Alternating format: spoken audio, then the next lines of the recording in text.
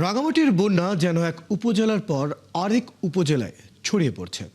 এক এলাকার পানি কমলেও নতুন করে ডুবছে অন্য এলাকা। ঘরবাড়ি, ফসলের মাঠ আর মাছের পুকুর হারিয়ে বিপাকে হাজারো মানুষ। ত্রাণ কার্যক্রম চললেও ক্ষয়ক্ষতির প্রকৃত চিত্র নিয়ে প্রশাসনের দেওয়া তথ্যে আছে গরমিল। রূপায়ণ তালুকদারকে সাথে নিয়ে রাঙামাটি থেকে জানাচ্ছেন সবুজ মাহমুদ, ছবি তুলেছেন শৈশব বর্মন ও মোবারক হোসেন শুভ। রাঙামাটির প্রত্যন্ত অঞ্চল কাদের মেম্বার পাড়ার ওমর ফারুক, তার বাড়িসহ পুরো গ্রাম তলিয়ে গেছে বানের জলে। গ্রামের অনেকের আয় রোজগার বন্ধ, দেখা দিয়েছে খাদ্য সংকট। ত্রাণ সহায়তায় কিছুটা মেটানো যাচ্ছে চাহিদা। পানি এ পর্যন্ত ছিল, আজকে একটু কমছে। ওই রান্না বান্নার সমস্যা, কষ্ট হচ্ছে, এক বেলা খাইলে তিন বেলা খাইতে পারে না, এই অবস্থা ছিলাম। রাঙামাটির বন্যা অনেকটা জোয়ার ভাটার রূপ নিয়েছে।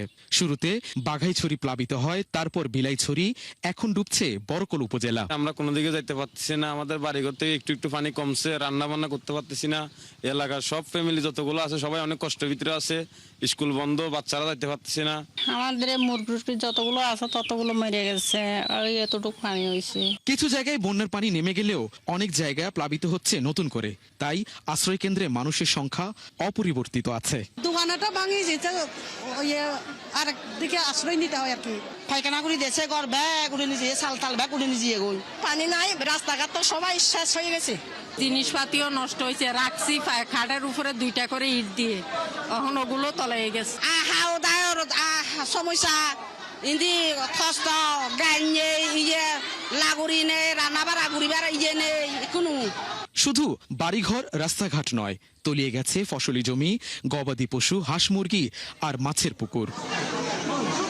সরকারের পক্ষ থেকে ত্রাণ সহায়তা ও বন্যা পুনর্বাসনের ব্যবস্থা করা হচ্ছে। সব ক্ষেত্রে আশ্রয় কেন্দ্রে আমরা খাদ্যশস্য সরবরাহ করছি, যেটা প্রয়োজন আমরা কিন্তু জনগণের পাশে আছি। বন্যার পরবর্তীর জন্য আমরা পদক্ষেপ নিয়েছি। বন্যা পরবর্তী যেগুলো হয়, এখন যদি আপনার রোগের হয় সে আমরা প্রিকশন নিয়েছি। তবে বন্যায় ক্ষতিগ্রস্তদের প্রকৃত সংখ্যায় জেলা, উপজেলা এবং বিভাগীয় পর্যায়ে গরমিল আছে। একে তো দুর্গম পাহাড়ি এলাকা, তার উপরে ভয়াবহ বন্যায় ভেসে গেছে বাড়িঘর, রাস্তাঘাট, এমনকি মানুষের স্বাভাবিক জীবন।